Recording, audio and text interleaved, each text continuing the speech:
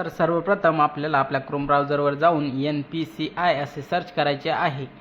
हे सर्च केल्यानंतर आपल्यासमोर जे पहिल्या नंबरचा ऑप्शन येईल त्यावर आपल्याला क्लिक करायचं आहे। क्लिक केल्यानंतर आपल्यासमोर अशा प्रकारे डॅशबोर्ड येतो। आता यामध्ये कन्झ्युमेबल ऑप्शन आहे, त्यासमोर जो प्लसचा आयकॉन आहे त्याच्यावर आपल्याला क्लिक करायचे आहे। क्लिक केल्यानंतर आपल्यासमोर भारत आधार सीडिंग इनेबल असं ऑप्शन येते, त्यावर आपल्याला क्लिक करायचं आहे। नंतर आपल्यासमोर अशा प्रकारे डॅशबोर्ड येतो। यामध्ये आपल्याला आपला आधार कार्ड व्यवस्थित फिल करायचं आहे। त्यानंतर सेकंड ऑप्शन आहे रिक्वेस्ट फॉर आधार।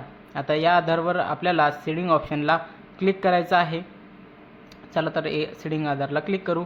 यानंतर आपल्याला सिलेक्ट युअर बँक असे दिलेले आहे। आता यामध्ये काहीच बँक आहेत आणि यामध्ये अजूनही बँक ॲड होणार आहेत, पण त्यासाठी अजून वेळ आहे। पण या लिस्टमध्ये ज्या बँक आहेत त्या बँक जर का त्यापैकी तुमची बँक असेल तर त्या बँकवर क्लिक करून ती सिलेक्ट करून घ्या। त्यानंतर आपल्याला त्याच बँकेचा अकाउंट नंबर सुद्धा पाहिजे आहे, ते आपल्याला पुढील ऑप्शनमध्ये फिल करायचं आहे।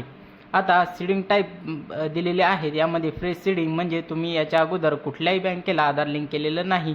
सेकंड ऑप्शन म्हणजे movement within the same bank with another account, म्हणजे एकाच बँकेत तुमचे दोन अकाउंट असेल तर दुसऱ्या अकाउंटला तुम्हाला लिंक करायचे असेल त्यासाठी दुसरं ऑप्शन आहे।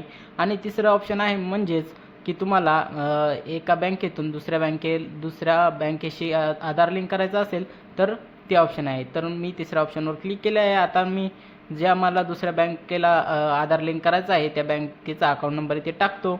आता मी अकाउंट नंबर टाकून घेतलेला आहे। आता खाली आपल्याला दोन रकाने दिसतात, त्या दोन्ही रकान्यावर आपल्याला राईट क्लिक करायचे आहे।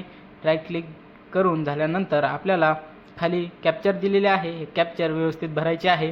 कॅप्चर भरल्यानंतर आपल्याला प्रोसीड बटन आहे, त्या प्रोसीड बटनावर क्लिक करून घ्यायचे आहे।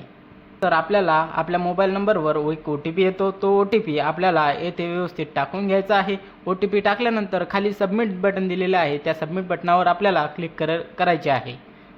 OTP टाकून घेतो। आता पुढील सबमिट बटन आहे त्यावर क्लिक करतो। आता समोरील पेज म्हणजे आपल्याला असा डॅशबोर्ड दिसून येतो। यामध्ये आता मी पहिलेच अकाउंट माझं लिंक केलेलं आहे म्हणून इथे ऑलरेडी लिंकेड असं दाखवत आहे। जर का तुम्हाला ही माहिती आवडली असेल तर चॅनलला सबस्क्राईब करा आणि बेल आयकॉनला प्रेस करा।